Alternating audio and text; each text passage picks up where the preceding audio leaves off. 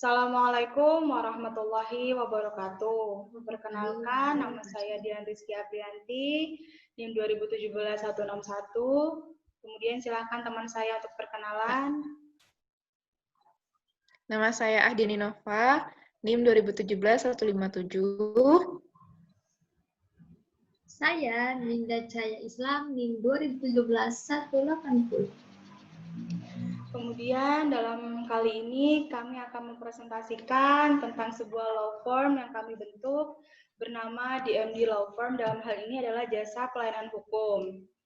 Kemudian lanjut saja, apa sih DMD Law Firm ini? Nah, DMD Law Firm ini adalah sebuah law firm yang didirikan pada tahun 2012 yang bergerak di bidang jasa pelayanan hukum atau konsultan hukum yang meliputi memberikan pendapat hukum, legal advice, menyusun legal opinion, serta penyelesaian permasalahan yang dihadapi klien kami, baik jalur litigasi maupun non-litigasi untuk mencapai solusi yang sebaik-baiknya.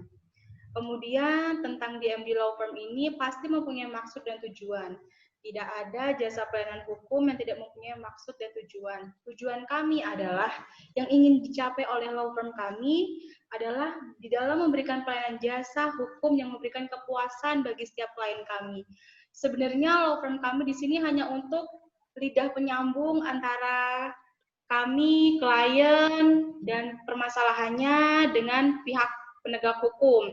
Sebenarnya kami hanya penyambung lidah, kami hanya menyampaikan apa yang tidak bisa klien sampaikan, kami membimbing apa yang tidak bisa klien lakukan, kami memberikan konsultan, kami mendampingi, kami memberikan pengetahuan tentang hukum, agar mereka paham bahwa permasalahan yang mereka hadapi itu ada solusinya dan penyelesaiannya dengan DMD Law Firm kami.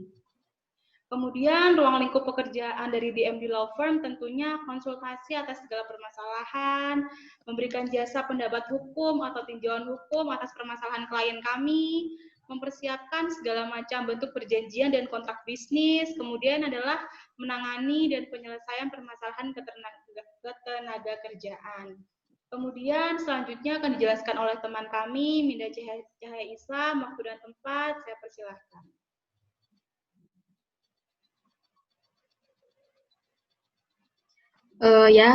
Terima kasih. Di sini saya akan menjelaskan mengenai ruang lingkup pekerjaan.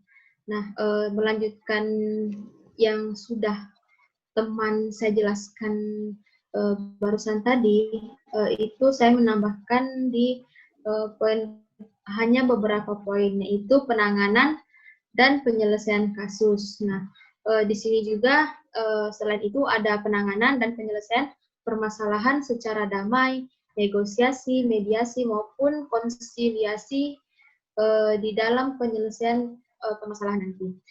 Selanjutnya itu mempersiapkan segala bentuk dokumen dan perjanjian yang dibutuhkan pada saat adanya penyelesaian ataupun penanganan permasalahan di beberapa tahap yang tadi. Nah, yang terakhir itu memberikan jasa pelayanan administratif. Selanjutnya ada bidang-bidang hukum yang ditangani. Yang pertama itu corporate dan business law. Nah, maksud daripada poin yang pertama ini, bahwa bidang ini berkaitan erat dengan proses pembuatan ataupun melakukan legal review pembuatan kontrak perjanjian kerjasama. Nah, selanjutnya itu ada criminal law, hukum pidana.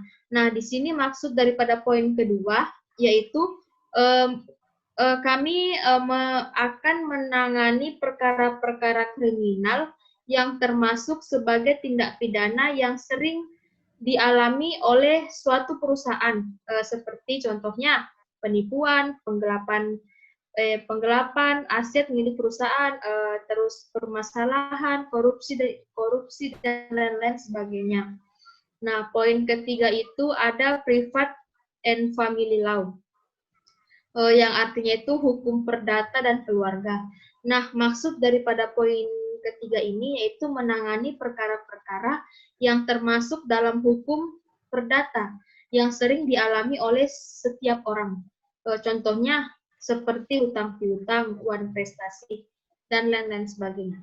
Nah, poin selanjutnya yang keempat yaitu labor law, hukum ketenaga kerjaan. Yang dimana yang dimaksud di sini yaitu berkaitan erat dengan aspek undang-undang ketenaga kerjaan atau perburuhan seperti itu. Nah, selanjutnya itu ada Land and Property Law, yang artinya itu hukum pertanahan dan properti. Yang dimana yang dimaksud di sini itu bahwa kantor kami pun sering ataupun biasa menangani persoalan tanah dan kepemilikan seperti itu. Nah, selanjutnya itu ada banking tax law dan bankruptcy. Nah, maksud daripada poin ini berkaitan dengan pembelian pendapat hukum atas hutang, internet banking, fasilitas pinjam, sindikasi kredit, dan berbagai aspek mengenai jaminan. Nah, selanjutnya itu ada investment dan insurance law, yang artinya itu hukum investasi dan asuransi. Nah, maksud daripada poin ini yaitu di sini juga kami bidang ini berkaitan dengan proses investasi dan asuransi seperti itu. Nah, selanjutnya itu ada competition and consumer law, yang artinya itu hukum persaingan usaha dan konsumen. Yang dimaksud di sini yaitu memperkarakan pesaing bisnis yang melakukan tindakan-tindakan yang merugikan perusahaan. Seperti itu. Mungkin selanjutnya akan dijelaskan oleh teman saya. Oke, langsung saja tentang penawaran jasa hukum. Adapun biaya terhadap jasa layanan hukum pada DMD Law Firm ini, yang pertama itu tentang biaya jasanya atau lawyer fee. Biaya jasa untuk menjadi klien tetap yang nantinya akan mendapatkan hak istimewa dan atau mendapatkan prioritas dalam pelayanan jasa hukum yang kami berikan. Biayanya jasa hukum law firm tersebut mempunyai hak tetap atas jasa pelayanan hukum selama 30 hari per jam per bulan dan berhak atas review kontrak perusahaan maksimal 5 kontrak per bulan, di mana pembayaran itu akan dibayar di muka dengan ruang lingkup jasa-jasa seperti berikut. Yang pertama, konsultasi hukum, pembuatan perjanjian, pembuatan legal opinion, atau membuat pendapat hukum sesuai dengan peraturan perundang-undangan yang berlaku. Yang kedua, mendampingi klien dalam negosiasi, perundingan, dan atau kerjasama yang berkaitan dengan transaksi bisnis klien. Dan yang ketiga, melakukan perundingan mengenai klaim atau tagihan, menyusun pembuatan serta pengiriman surat peringatan somasi yang berkaitan dengan segala hal yang belum diajukan ke pengadilan. Besar honorium atau fee yang untuk klien tetap adalah sekitar 8.500.000 per bulan atau akan ditentukan berdasarkan kesepakatan kedua belah pihak di luar PPh 10% per bulannya. Lanjut ke operational fee. Untuk setiap kasus hukum litigasi yang telah berhasil diselesaikan dan dimenangkan, maka klien tetap maupun klien tidak tetap berkewajiban untuk memberikan sukses fee kepada kantor kami yang besarnya tergantung dari nilai nominal kasus dan atau tingkat derajat kesulitan kasus yang telah diselesaikan. Yang terakhir yaitu cara pembayaran biaya jasa lawyer fee. Law Office kami menentukan sistem pembayaran jasa pelayanan hukum yaitu sebagai berikut. Pertama, pembayaran dilakukan full di muka sebesar 100 juta rupiah dibayar sekaligus pada saat penandatanganan kerjasama ini dan berlaku dalam jangka waktu 1 tahun. Dilakukan melalui tunai atau transfer. Dan yang kedua, bahwa khusus untuk ini perkara yang dilakukan melalui jalur litigasi, baik perkara perdata, pidana, PT-UN, maupun perkara lainnya, maka pembayaran operasional fee-nya akan dibicarakan secara terpisah dari kontrak kerjasama ini. Oke, sekian dari saya. Kami mempunyai moto yaitu memberikan pelayanan profesional dan terpercaya. Demikian.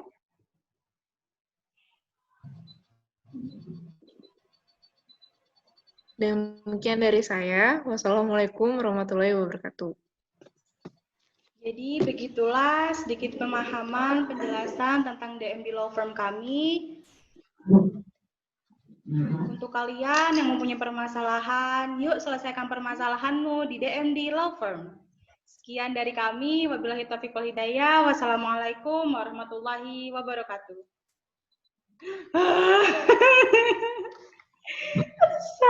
Oh, sudahkah? Bentar, save dulu. Aduh. Jadi, kami tuh punya satu cita-cita. Kami akan